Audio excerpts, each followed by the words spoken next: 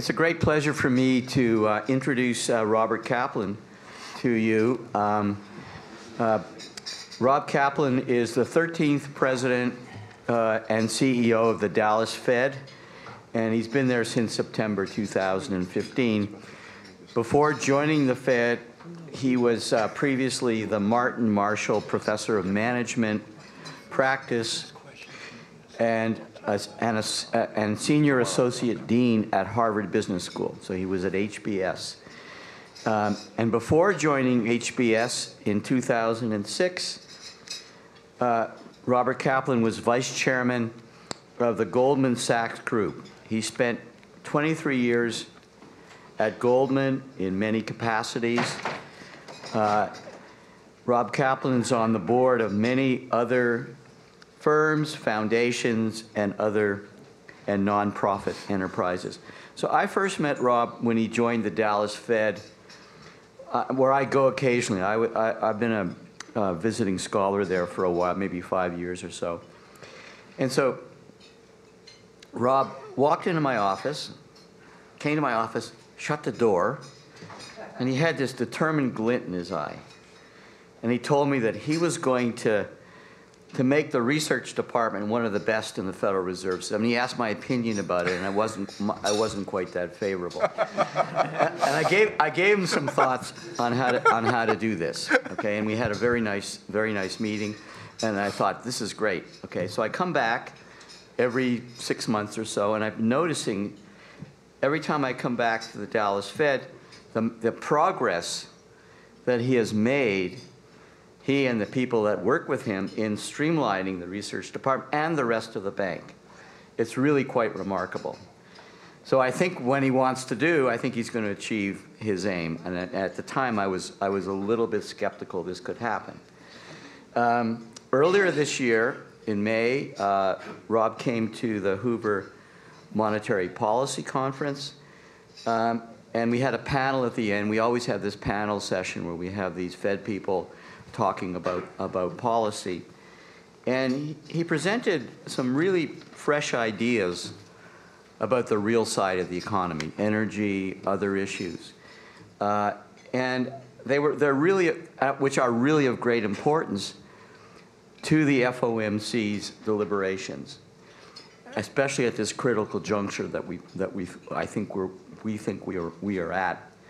So we welcome Robert to the SOMC, and we look forward to the answers to questions. So we're doing kind of a fireside chat arrangement, different from what we've often done. So Mickey and I are going to ask Rob questions. He's going to answer. Then after about a half hour or so, we're going to open it up to the floor. Okay, so thank you. Thank you.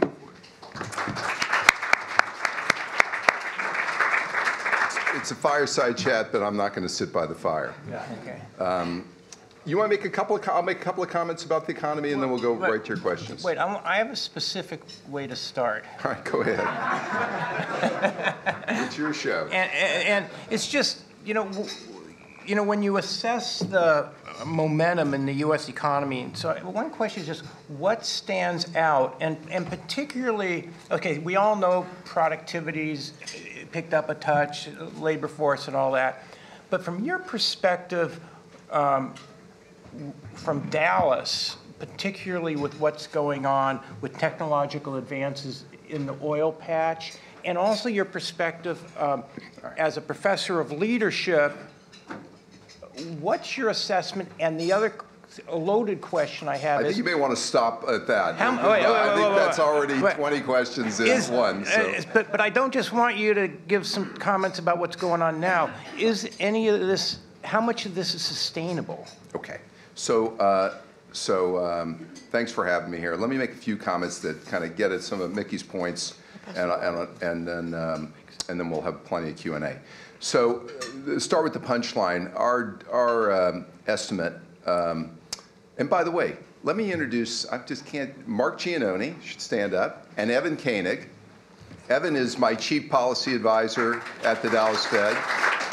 And Mark is part of this effort to upgrade our research department and improve it. We hired Mark Giannone from the New York Fed, and he's now head of research at the Dallas Fed, so we're thrilled that he's been with us now for over a year. And so, and then we've got James Hord also here from the Dallas Fed.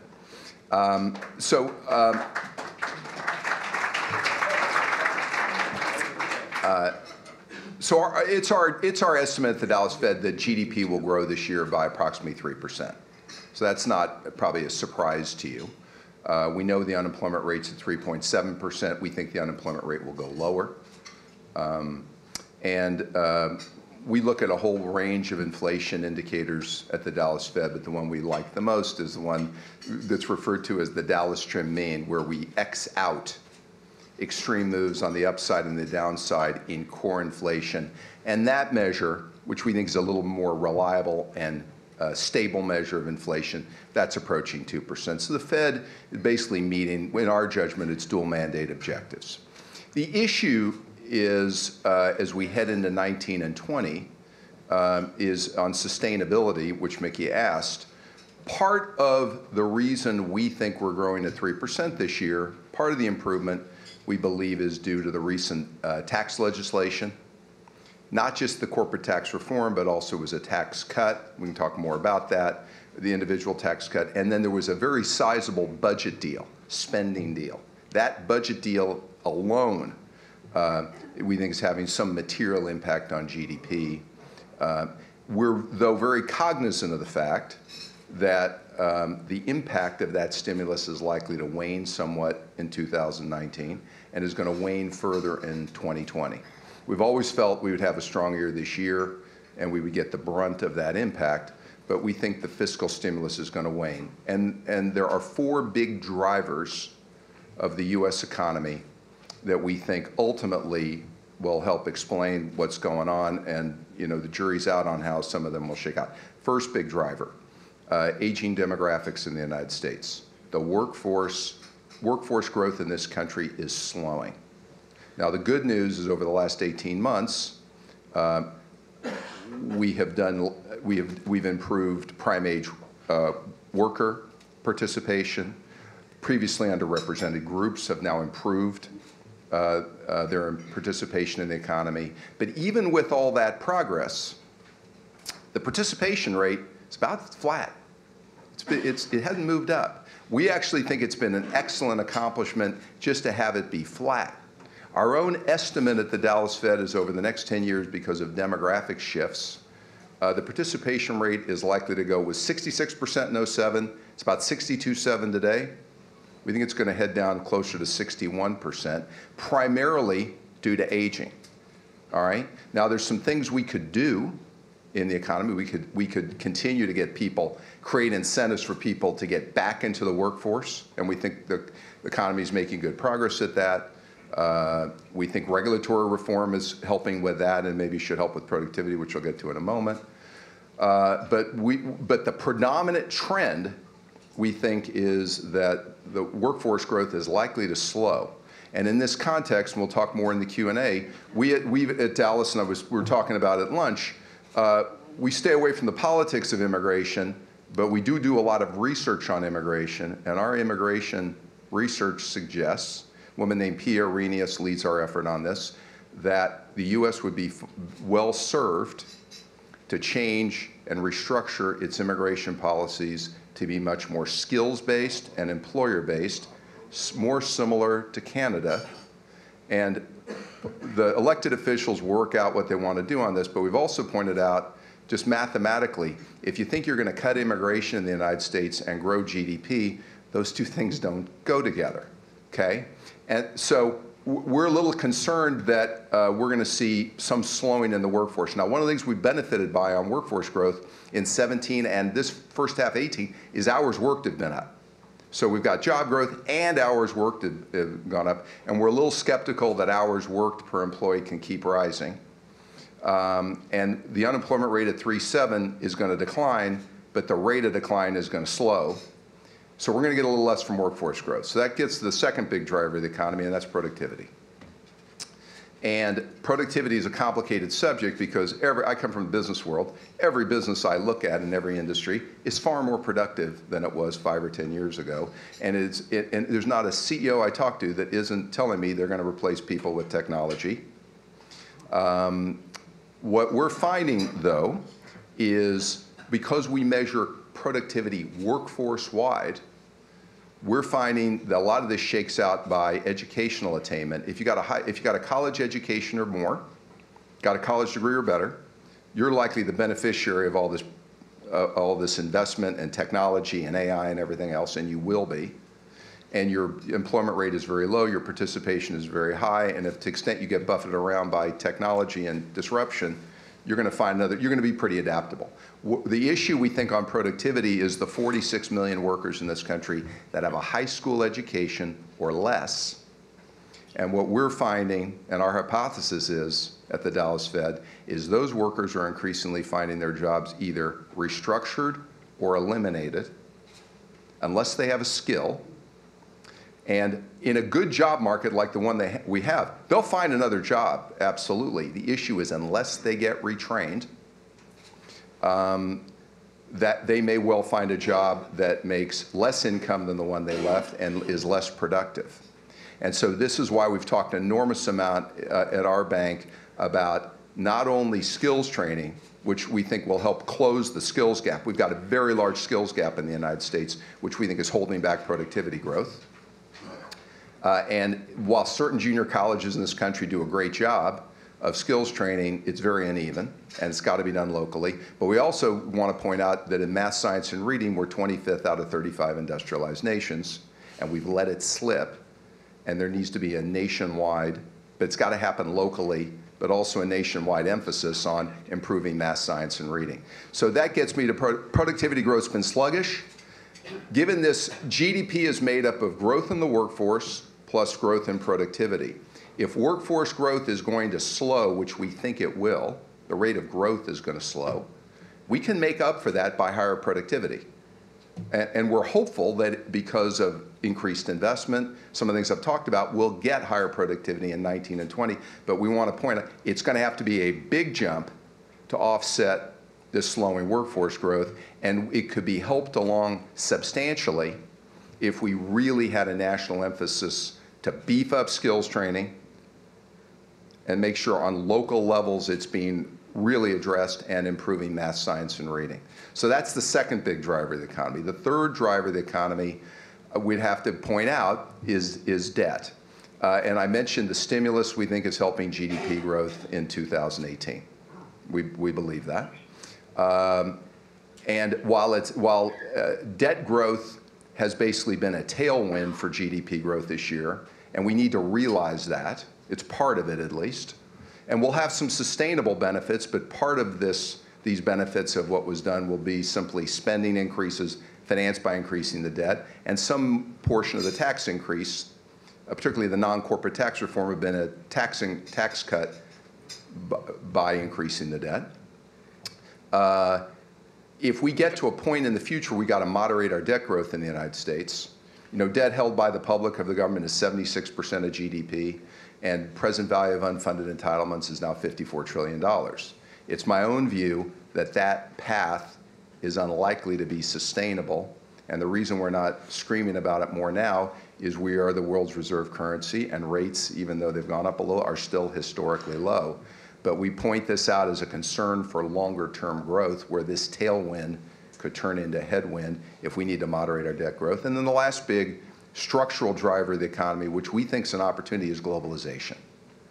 Now, globalization is being talked about in various ways in our country right now as potentially a threat, and in the world. Is it an opportunity or is it a threat? Our own view is if you're in this country and you were losing your job or your job was being disrupted 15 years ago, probably due to globalization. Offshoring jobs, lots of industries got moved offshore. Today, if your job is being disrupted in this country, our analysis indicates it is far more likely due to technology and technology-enabled disruption, much less likely due to globalization. We think globalization now is an opportunity, and what I mean by that? For example, our trade relationship with Mexico is based on our work. 70% of those imports are intermediate goods, which we believe add jobs in the United States and improve our global competitiveness. The trade relationship with Canada is closer to 50% intermediate goods. We're glad that these two agreements appear to be on their way to getting updated. but we just want to point out globalization is probably an opportunity for a country like ours that has enormous advantages and is less than 5% of the world's population and has got an aging demographic issue and very high levels of government debt to GDP. We have a huge opportunity, which is integrating with the rest of the world, and we've got the best companies in the world here. So we point this out, and I could talk a lot more in the Q&A about elements of globalization, but we think if we get the diagnosis of globalization wrong, we're going to grow more slowly, and we're really not in a position where we can afford to grow more slowly, given how much government debt to GDP we have and the path that it's on. So those are the four big drivers that we talk a lot about, and I'll stop there, and we can talk about energy and lots of other things. Okay, so our next question is, again, associated with the real economy, is what's your biggest concern? Since central bankers are supposed to worry, what troubles are lurking out there? And here's a dicey question sort of that's behind that. The economy has been growing significantly faster than the Fed's 1.8% estimate of potential growth. What gives you confidence that it will slow to potential, slow much further, or go into recession? So my concern is, and by the way, when the year started, about a year ago, we're maybe within 25 basis points of what our GDP forecast was, once we knew we were going to have, given we knew the legislative landscape. We also, at the same time, made a forecast for 19 and 20, and it hasn't changed that much. So why? And this is what my biggest worries are. My biggest worries are about the four drivers, okay?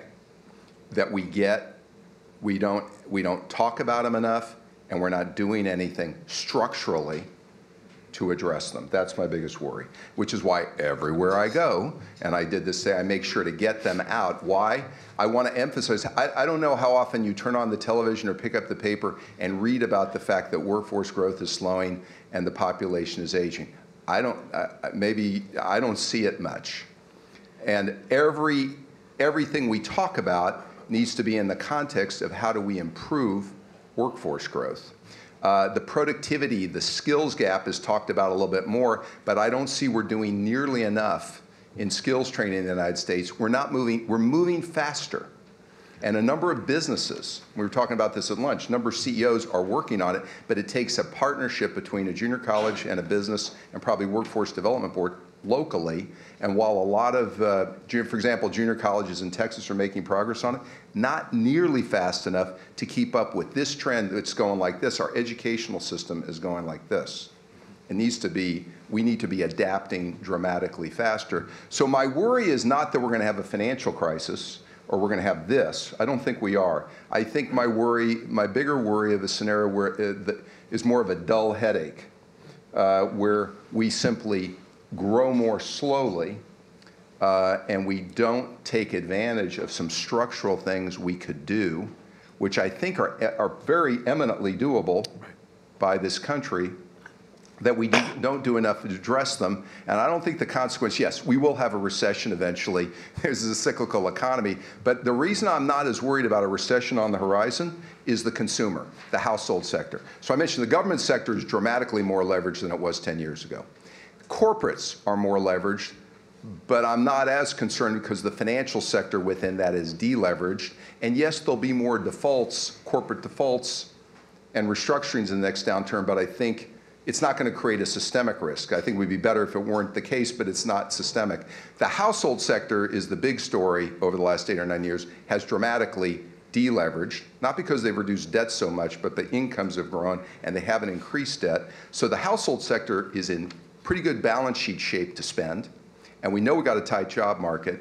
The consumer is almost 70% of the economy, and so that's the underpinning, makes me think we got a pretty good, I think the outlook for the consumer is pretty good for the next few years, and I don't see them falling off a cliff, although something could happen that could cause that. I'm more concerned that we grow more slowly than we might have, and the implications are more severe for us now because government debt is so high, and you need nominal GDP growth to service the debt, or we will keep getting more and more leveraged. Okay, so I'm going to I'm going to switch gears a touch to inflation. And as you said, you know, the Fed's achieved its dual mandate.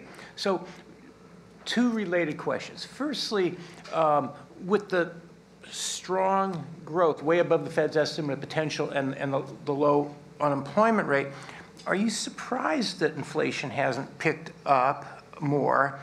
And related to that, are you, in your discussions with business executives and just your observation, are you seeing any signs that businesses are increasing product prices at the industrial level? Yes, so I'll take the second one first, then we'll talk about what overall inflation. Yeah, it's unusual today to have a conversation. I talk to about 30 CEOs a month, by the way, and we do broad surveys that the Dallas Fed, as do most Federal Reserve districts, and I rotate those 30 calls every month. And though it's very unusual to talk to a CEO of a business that doesn't tell me their input costs are going up, and if in a number of industries, they're also telling me that for the first time in years, they're putting through price increases. In certain industries, they're very confident that the price increases will stick. If they're in certain consumer-facing businesses, they're a little less certain, and some CEOs tell me, we just can't do it. You know, it's the consumer, because of technology, has in the palm of his or her hand more computing power than most companies did 20 years ago. And there are certain industries, if they have cost increases, they're going to have margin erosion unless they get more scale. So what most businesses are doing, they're either trying to put through price increases, and that's fairly getting more widespread. That is one of the impacts. The GDP impact of tariffs, by the way, you and I have talked about, is not so much on GDP growth. It's a little bit more on input costs, which are leading to more pricing pressures. And this is one of the reasons, by the way, I used to do mergers for a living. This is one of the reasons you're seeing record level of merger activity. A lot of businesses who are skeptical whether they can pass through price increases are investing more in technology, again, to replace people, to manage costs, and they need more scale to afford it. So that's one thing I'm seeing. So then why isn't the inflation number spiked up more than it has? I think there are two conflicting forces going on, go in different directions. The cyclical inflation pressures, there's no doubt, in my mind, are building. Why? Input costs, we just talked about, the tariffs on steel, aluminum, et cetera, and we've got a very tight labor market. And while wage pressure are not true across the board, I see it clearly at the low end of the wage scale, $10 to $15. I see it very clearly for skilled workers in the middle, and I mean $20 to $25 an hour. It's a little more ambiguous depending on the industry. And big companies in this regard, I find, are having an advantage over smaller companies because they can offer promotion opportunities, training, other benefits that can help them moderate wage increases. But we're seeing it across the board. So why aren't we seeing it more? Especially at this, given this tight labor market, I think the countervailing forces are technology-enabled disruption and, to a little bit lesser extent, globalization. And what do I mean? Increasingly, for starters, even if a business has, as I just mentioned, cost increases, the balance of power between companies and consumers has changed because of technology. And I could go through industry by industry and tell you the story on how it's changed. If we have time, we'll go through a couple of examples. But the long and the short of it is technology-enabled disruption is a powerful headwind on pricing ability. Businesses, by and large, have less pricing power than any time in my lifetime.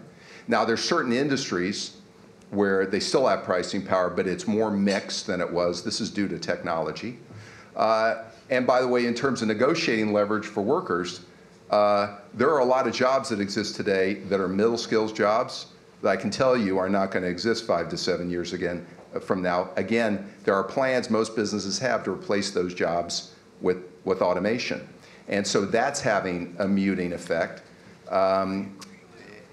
And so when you wrap all that up together, I think you've got the shorter term forces, cyclical, which are pushing prices up, and more muting forces of technology and technology-enabled disruption. And I think because of that, I think inflation pressures are going to build, and it will firm, but I don't see inflation running away from us in the way you might have expected because of this powerful trend of technology and technology-enabled disruption. Okay, so, I mean, By the way, we'll see if that proves out. This is our thesis. And where you work at the Fed, by the way, you have a thesis, and then you see how it unfolds, and you adjust. And I reserve the right always to learn and say I was wrong or I've updated my thinking.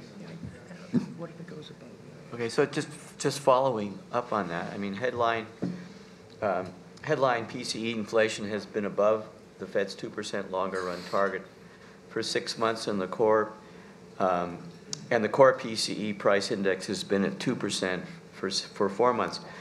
If core inflation rises further, how long and how much above 2% would you become uncomfortable? So it's going to depend a lot on the nature of that rise. And so I could think of some things going on that I'm going to look at and say, this is an enduring trend, and we need to, and if I believe that, if I think this is going to be sustainable, we're going to have to adjust to it.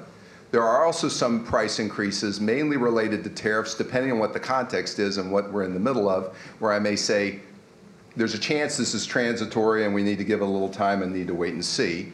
And so we're going to have to, it'll depend a little bit on what the composition is in our analysis, and do we have the wisdom to figure out which is which? Not such an easy thing to do. My own judgment is the surprise may be, while all these pressures are building, again, I think technology, and what I talk to, the thing that strikes me, and some of you are in the business world know this, it strikes me how determined businesses are to manage their cost base, keep flexibility. If they're going to pay more, do it in one-time bonuses or other ways that give them flexibility, and how determined most businesses I talk to are in this trend of replacing people with technology and finding ways to grind their costs down. And again, mergers, I'm finding, is a part of that story. And so I think the surprise may be that the inflation doesn't rise more than you might think, given how tight the labor market is. But we'll see. Okay, so now we want to talk about normalizing monetary policy. And, you know, Rob, you and your staff in the shadow had this great engaging discussion last night. Yes, we did. About the natural rate of interest and our star and just perspectives on it.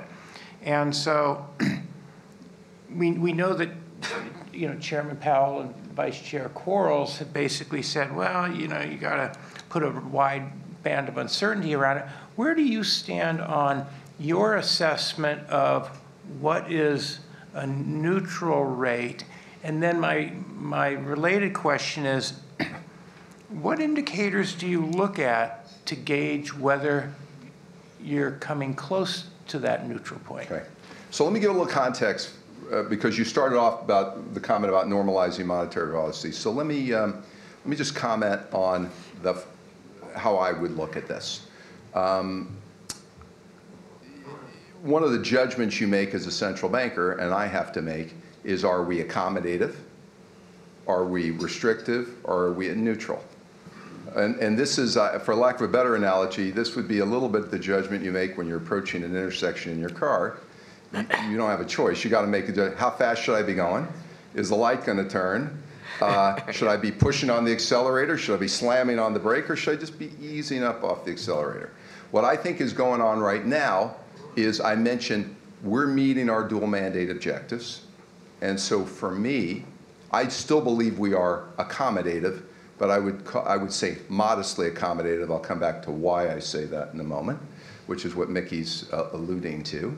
But my own judgment is, and I've said this publicly, I believe we should be moving toward our best judgment of a neutral stance. And I say our best judgment because it's an imprecise, uncertain judgment, and we should acknowledge that. But it means to me we should be easing our foot off the accelerator, not pushing on the brake, easing our foot off the accelerator. So what do I look at to figure out how far we need to go in order to get to neutral? First, yes, I look at the models that are being run all over the system and in academia that estimate what Mickey referred to as R-star to the neutral rate. And there's short-term models, long-term models, all have different inputs. I'm a business person, so I don't live and die by those models, but I can tell you I look at every one of them, and I try to understand the inputs and how the inputs drive the outputs to understand the dynamic. And then I look at lots of other factors. I look at how the economy is performing. I look at how we think the economy is going to perform. And I look heavily at the yield curve also. Now, you got to be careful even on the yield curve, because the fact that we've got lots of global liquidity, and I think that is certainly affecting the longer end of the curve. And I believe the shorter end of the curve is very much responding to Fed comments about what the path is. When I wrap all that up together, it's been my view, and I've said this publicly, and I'm probably maybe on the lighter side. We each submit then, every Fed president, every FOMC participant submits every 3 months our best estimate of the path of rates and what we think the terminal rate is, sometimes referred to as the longer term neutral rate. And what I've said is I believe over the next 9 months, we're going to need to be raising rates most likely another 2, but more likely 3 times. If we raise them 2, that would get us to 250 to 275. If we raise them 3, that would get us to 275 to 3. And I'll be judging along the way, you know, if that feels about right based on a lot of indicators, economic and financial, and other indicators. But my best judgment is to get to a neutral stance. We're going to need to move probably 2, more likely 3 times. That will likely take us through June of next year. And I have not made any comment as to whether, and I've said explicitly, I'm not going to prejudge, and I'm not prepared to say that we should move beyond a neutral stance. Between now and next spring, I'll have made that judgment, again, on a variety of economic factors, and my best sense of the outlook from where we are, not only now, but where we are sitting there in next spring. And the thing that I've got in my mind, and the thing that makes this so unpredictable, is what productivity is going to do. I have a pretty good sense, and our team has a pretty good sense within bands on what workforce growth is likely to do, and I mentioned my comments earlier about hours worked and capacity for more. The part the Fed and economists are not very good at predicting, and we should just acknowledge that, is what future productivity growth is going to be. And the reality is, if productivity growth doesn't meaningfully improve, and you see the economy start to slow from where it is this year, that'll affect my thinking. And if you see a productivity jump up, and I think this could be sustainable, it will affect my views in other ways about where we ought to go from a neutral stance. Okay. So, sort of getting to the balance sheet. At the same time as interest rates, as policy rates are going up, the Fed's gradually and passively unwinding its balance sheet. And all seems to be going smoothly, except that the balance sheet unwind and the rise in bond yields may be contributing to the stock market correction. So last May at Hoover, you said that you advocate that the Fed eventually should go back to an all treasuries portfolio. That is, they should unwind all of its mortgage-backed securities, the ones whose original purchases were made at the height of the financial crisis. Could you elaborate a bit more on your views on the Fed's balance sheet? So, so let me start with the first part. So, Fed had a $4.5 trillion balance sheet,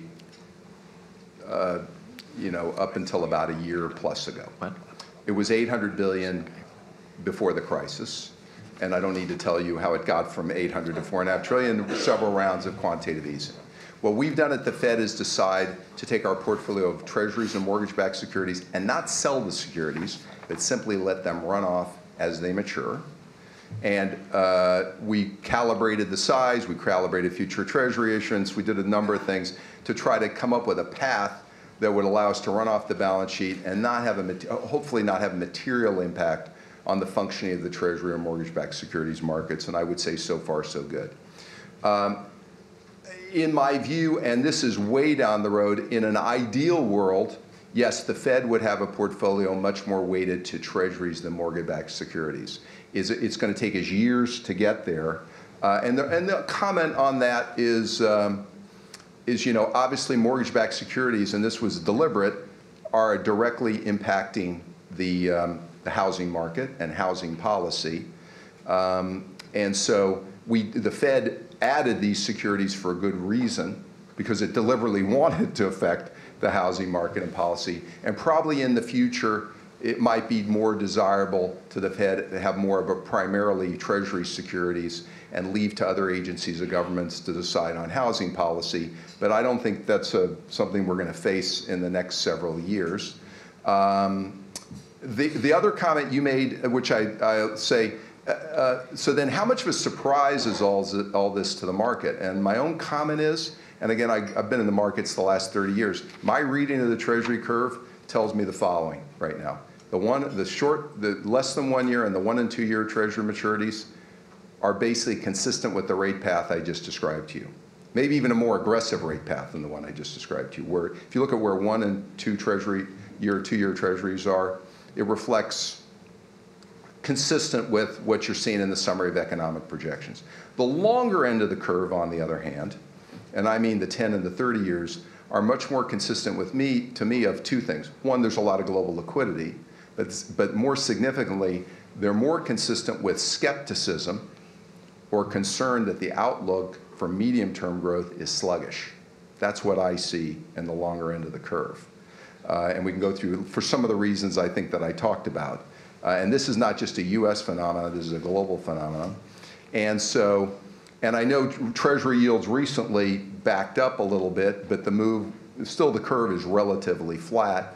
And so I'd make the same observations, what we're seeing on the curve. So I don't think what we're talking about right now, in terms of the path of the summary of economic projections, is a surprise to the markets. In fact, I would say I think it's substantially priced in. If we deviate from it in some way, market will have to digest that. Okay, Mike and I have a lot of other questions, but we thought we'd open it up to the audience if anybody has any questions. Stanley Goldstein, New York Hedge Fund Roundtable. Thank you for coming. I'm a big fan of Dallas for living and for working. You mentioned productivity several times, and you mentioned skills-based immigration. What holds up progress in the latter, skills-based immigration? Well, I'm careful in this job to stay away from the other branches of government and the legislative branch, because this is their prerogative. But you may know, and it's public information, and we've submitted our research to elected and appointed officials to help inform this. There's been debate about legislation to restructure this, and that legislation hasn't occurred. So you would need legislation to make some of these changes. Brian? Thank you very much. Skills training, on the other hand, is a different matter. So when I say, let me just make one comment. Historically, if you look at the history, the United States has a number of distinctive competencies. And one of them, and I can go through them, but one of them is, unlike I lived in Japan for part of my career, we are far more receptive than many countries to other nationalities. My grandparents were not born here. Probably a lot of people in this room have the same story.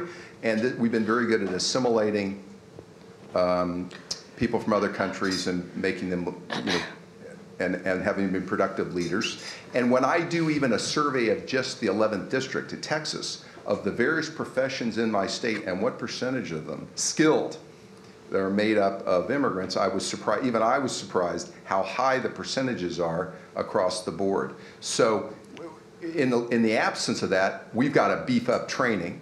And I would argue we've got to do both. We've got to beef up training, and we have to revisit how we structure our immigration process. But we've got a big skills gap. Every one of those jobs that goes unfilled is just lower productivity, lower GDP growth. Sorry. So again, thank you for being here. Pick up on the technology and productivity pieces. You and your team here have done great work in conferences in technology, great contribution. Also your M&A background. So when we look at productivity, two things come out. First, you're right, that aggregate average residual major sector number is sluggish, as you put it. But the stuff your team is putting out, pulling on the BLS industry data, shows huge amounts of dynamism, with Texas being enormous, right? And there's all these funny stories that BLS publishes, like dental labs and what's going on, right? So lots of productivity growth in the industry data that's coming up. And to your Harvard background, to your M&A background, you look at individual private data, you see big, huge productivity numbers posted. And again, back to Harvard, a lot of reasons productivity isn't going up is because CFOs are maximizing return on assets. When you do that on things like airplanes or any big fixed assets, it necessarily drives down labor productivity. So there's all these great things coming out of your conferences, and I'm wondering how you see that turning more into actual monetary policy. So to me, the nub of the issue, again, is not for college educated or higher. I think the nub of the issue that we're observing in our work, and we're still working on this. This is work in progress, and we're inviting others who do research and have views on this. We're seeing this breakdown by high school educated and lower. Okay, and we've got to improve 0 through 5 early childhood literacy. 1 of 3 children grow up in Dallas, Texas, grow up in poverty. Our analysis shows, and we're working with the mayor on this, those students start first grade behind grade level by and large, and they never catch up. That means for the rest of their lives, they're going to be U.S. citizens, they're going to have lower productivity, we're going to have lower GDP growth. We've got to address that. We've got to fund more, we've said, 0 to 5, pre-K, and this is just starting in Texas, but nationwide, improve college readiness, and yes, there's a viable path for skills training, and we need to beef up these public-private partnerships, which they're going on in the United States, just not fast enough to improve productivity. That's, if I had to say what my priority would be, it's that ecosystem we've got to upgrade. We can do it, and we'll have higher GDP if we do. Hi, Harry Follick, New York State Labor. Hi, Harry Follick, New York State Labor Department. I'm interested, you didn't really say too much about the international situation with countries like Turkey and Argentina. Okay, and some instability there, and their currencies losing value. So how, and of course it applies to maybe quite a few countries. Maybe even a country like Italy, its banking system has a lot of bad debt there. So to cut to the chase, so how does the Fed take this into account when it considers raising our interest rates in the United States? So, to be central banker of the United States, you got to be very familiar with what's going on around the world. And we spend a lot of time on my team. We have a whole focus on what's going on, particularly China. I go to China once a year because of that. Here's what I think, though. So far in 17 and early part of 18, the positive was global growth was better than expected, which was a bit of a tailwind for U.S. growth. Helps U.S. exports, et cetera. The aging demographics issue, high government debt to GDP, is a predominant issue in many or most advanced economies, including China's, by the way. And if I go around the world, I'm concerned while European growth has been better than expected, it's still sluggish by historical standards. The Italy situation, we hope, is going to be manageable. But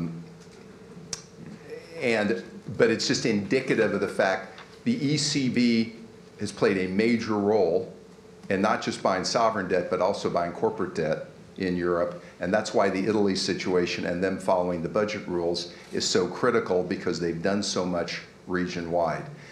If you go to Asia, or first place I'd start, and then I'll get to Turkey and Argentina in a moment, you start with China. China is continuing to grow GDP at 6.5% a year, but one of the reasons they're doing it is they're getting more leveraged.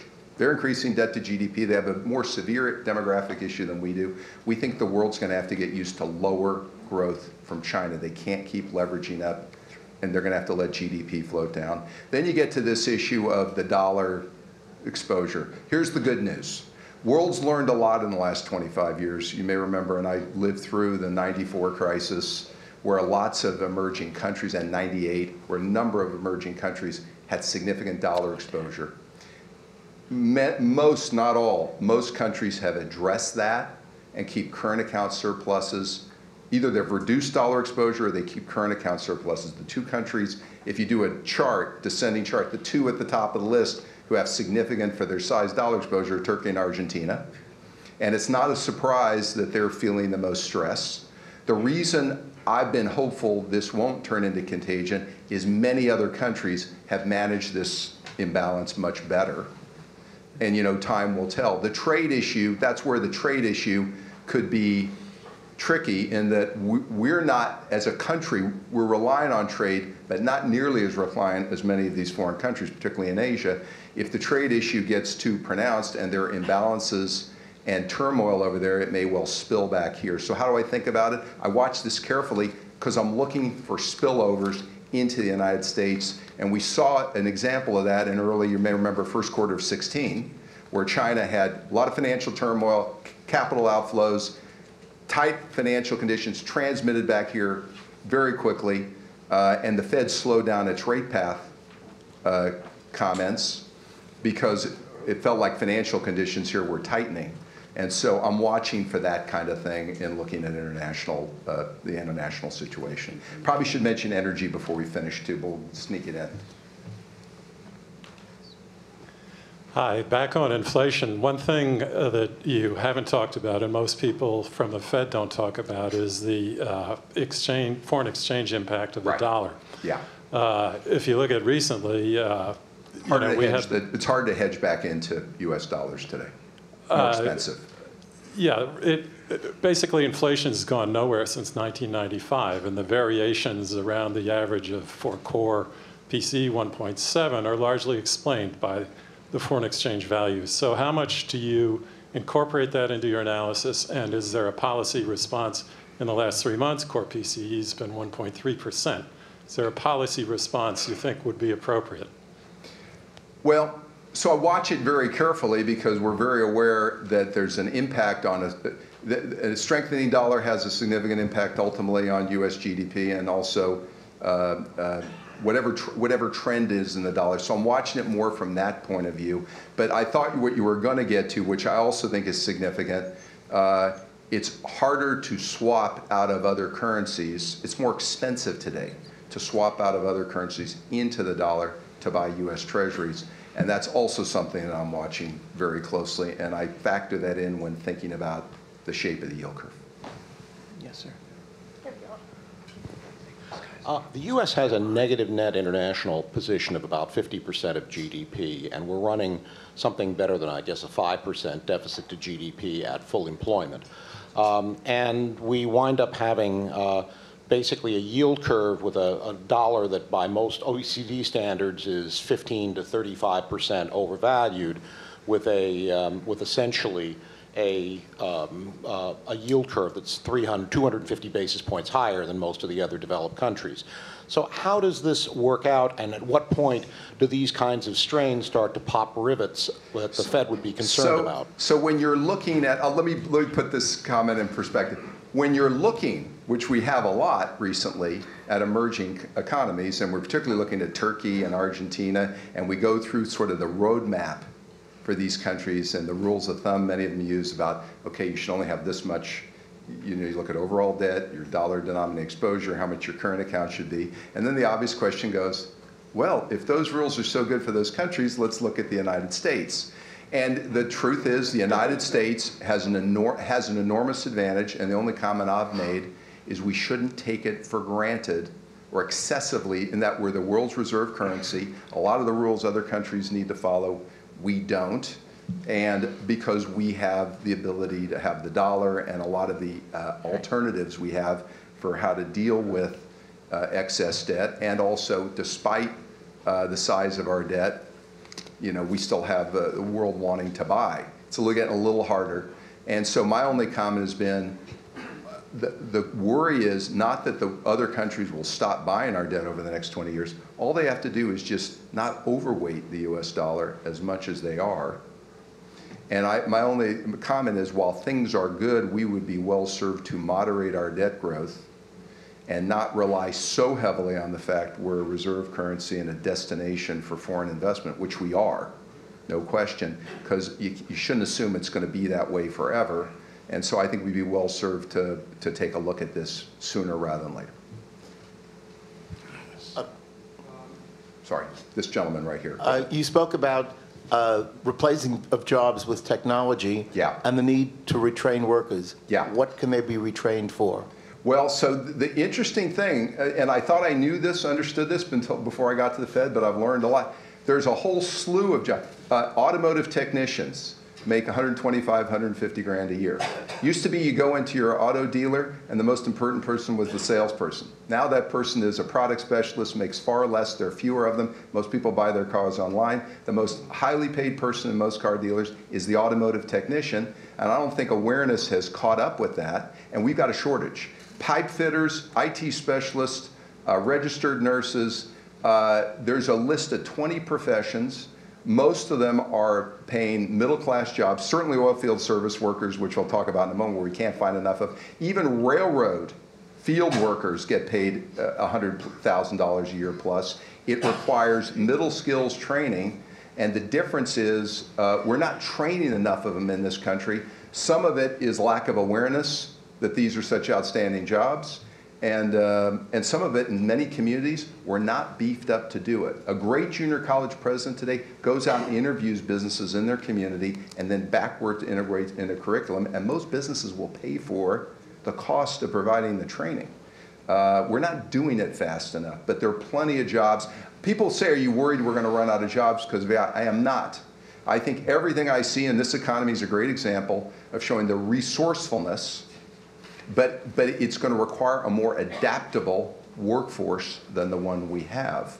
And that's where we, I think, structurally need to catch up and improve the adaptability of our human capital. It's going to be more likely young people are going to have to get retrained once or twice or 3 times in their career, where when I was growing up, they thought you didn't worry about that. Adaptability is going to be a much more quality of a successful worker, and it's going to be more of a quality of a successful city or state that has the ability to help people get retrained. Yeah, here. Yes, Steve? Yeah. 2 questions. One, is there a growth rate, or what is the growth rate that would keep the long-term U.S. deficit under control? And second, some people say the tax reform was a sugar shock that will wear off, but then the U.S. the foreign supply chain will move onshore over time, given the tax reform. So on both questions. So let me take the second one first, and let me tell you what I'm hearing. And there are a number of business people in the room. Here's what's going on. So there were 3 or 4 elements of the tax bill. One was a corporate tax reform, which I actually felt like corporate simplification, tax reform, lower rates could provide sustainable benefits. And we've done research on it. Evan Koenig in the back I mentioned has done work on this, Carl Mertens. But a part of the bill was a tax cut funded by increasing the deficit, and part of it was we had a spending increase. Here's what I'm hearing is going on the supply chain. It's a typical conversation with the CEO right now is, I'm doing work offshore, and I'm moving from China to Malaysia, okay? It is less typical to have somebody tell me they're moving back here. Why? And then I ask them, why aren't you moving back here? And the answer is global competitiveness. I'm worried that there's still a gap, and adding a job here is not going to do anybody any good if 5 or 10 years from now we're not globally competitive. And so what I think you're seeing is global supply chains, and right now are being reshifted. And throughout Asia, between China and the rest of Asia, it's affecting Mexico, may actually be beneficial to Mexico. But I think the question is global competitiveness, and that's the issue. I would argue that these integrated supply chains and logistical arrangements have allowed us to keep many businesses here in this hemisphere. My worry is once it goes to Asia, it's harder to keep some of these businesses in this hemisphere where you can go back and forth across the border. It's easier to do, and many businesses I talk to would hate to see us lose that. To your issue, how fast the growth rate is going to, I'll stay away from that because it may border on fiscal policy and political, but it's going to be a substantially higher rate of growth than the one we're projecting. And by the way, I'd love to see it. And by the way, where might we be wrong? Because I think we always are asking the question, what are we missing here? We could have, if we had a burst of productivity, again, we're pretty good at forecasting workforce growth, not perfect, but productivity I don't think we're that good at. And if we could have a big burst in productivity, it would help. And that's why I talk about a lot of these things on education, skills training. Those would help create that burst. Yes. Robin Weaver, thank you so much. I'm going to give a little bit of a shout out to the Harvard Business School Club of New York because they have a wonderful skills gap program with LaGuardia Community College. Good. And to your point, they're Congratulations. doing a lot of training. So thank you so much. Leave it to, as a former professor at Harvard Business School, I'd love to hear that. Second part is a question. You've talked a lot about technology disruption, but this may be a little bit of a quasi-political question. What about geographic disruption, where you see so many people leaving New York and Connecticut and New Jersey and Illinois? So this is, the story of Texas is a good answer to that question. The story of Texas is a story of migration, not immigration, heavily migration of people and firms coming to the state. Now you could say central location, pro-business, regulatory environment, but low taxes has been also part of it. And we've looked at studies, and I get a heat map every couple of months from either Rice or SMU that show green states and red states population trends, and what it shows me, there's 5 to 8 states that are green, and there look to me, to my about 35 or 40 plus or minus that are red, losing people. People are the most important thing you can have as a city or state or a country because people fund workforce growth, and workforce growth is central to GDP growth. And to your point, there's 2 big demographic trends. One, people are leaving higher tax states and unfortunately sometimes going to lower tax states, and I'll stay away from that. But the other trend you see is moving from rural areas into the cities. And it's not unusual, even in a state of Texas, which is growing very fast, people in El Paso or Wichita Falls, they tell me they're having a hard time keeping younger people because they'd rather live in Houston, Dallas, San Francisco, New York, Boston. So these are 2 trends that are going on, and it's putting real strains on the infrastructure and the viability of these communities, and we're seeing that. What do you think about the ease of people who purchase goods from abroad, from like a country like China or anywhere else, on the internet, as opposed to buying a slightly more expensive same thing in America? So the only comment I'd make about that is, and I think it's happened it's happened quickly but so gradually enough that we take it for granted. Again, I'd say it again. The consumer today has in the palm of his or her hand more computing power than most companies did 15 or 20 years ago.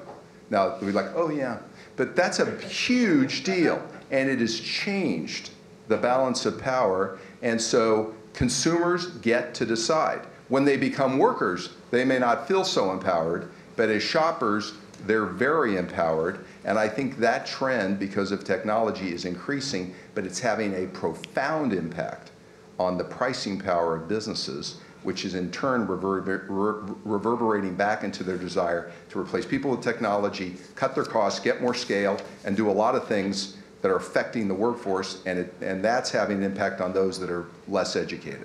Yeah. We're going to move on. I want to segue into a question that comes really from the panel we had this morning. Yeah. Deborah Lucas talked about financial stability and supervision. All right. So some people have argued that after the great financial crisis, the Fed and other authorities have been given too much discretion to supervise and regulate the financial system. What are your views on the state of the toolkit to provide financial stability? Here's the bottom line. It's been my view that small, mid-sized banks need regulatory relief, and my criticism would be too many of the rules that apply to big banks, we've also applied to smaller, mid-sized banks. And I live in a state where we've got 650 small, mid-sized banks, and they are critical to their communities. They do small business lending. They do lots of other types of lending, and they are finding it much more challenging to operate. And what we're seeing is they're not failing, they're just consolidating, and we're losing access. So that's number one. I feel very strongly, on the other hand, for the big banks. You could debate the tactics and some of the things about how we got here, but the bottom line is, I believe the country has been well served by very tough capital requirements and very tough stress testing for the big, systemically important, not just banks, but financial institutions. Now, could you critique, there have been too many rules, and I know there's going to be a re-review of the Volcker rule and effect on trading volumes, and I think that's a healthy thing. I think reviewing all this is healthy, but I would be loath no matter who the regulator is, to see us dispense, especially at this stage, later in the economic cycle, to dispense with tough capital requirements and strong stress testing for the big banks. Do I think that's hurting the economy? I do not. And I think it's given me confidence as a central banker that we're going to detect imbalances sooner and avoid some of the excesses we went through in 08. And if any lesson there is from 08, if you don't have financial stability, it's pretty tough to conduct sound monetary policy. Okay, on that strong note. Can I make one comment on energy, just because people will be disappointed if I don't get it in? Sure. Am I allowed to do that? Okay, so let me just say, because energy is on the front page, we've been in global undersupply situation, oversupply situation, I'd say, in 15, 16, parts of 17. It's our view at the Dallas Fed, and we're the largest energy producing state in the country, that we're now in global supply, probably rough equilibrium. The problem with that is the world continues to grow. It's a good thing. Demand about 1.5 million barrels a day. See if that continues. It's become much more heavily reliant on shale growth, predominantly in the Permian Basin, but in the United States. It's our view, as prolific as shale is, it's unlikely to grow fast enough, and this is from people in the industry saying this, to keep up with global demand, and the big majors have not invested in long-life projects. We think, therefore, we are vulnerable due to geopolitical issues, Iran, for example, where you're going to see these spikes. And we think if you go out 3 to 5 years, we could just as likely be in a global undersupply situation, even with the growth in alternatives. The reason I mention it, and something we look at, if the consumer is 70% of the economy, and energy is obviously a key part of consumer purchases, although we've become less energy sensitive, it's something to watch, and that's why I want to throw it out. Sorry. Okay. Well, President Kaplan, I want to just thank you on behalf of the Shadow for being our guest. It was fabulous. Thank you very much.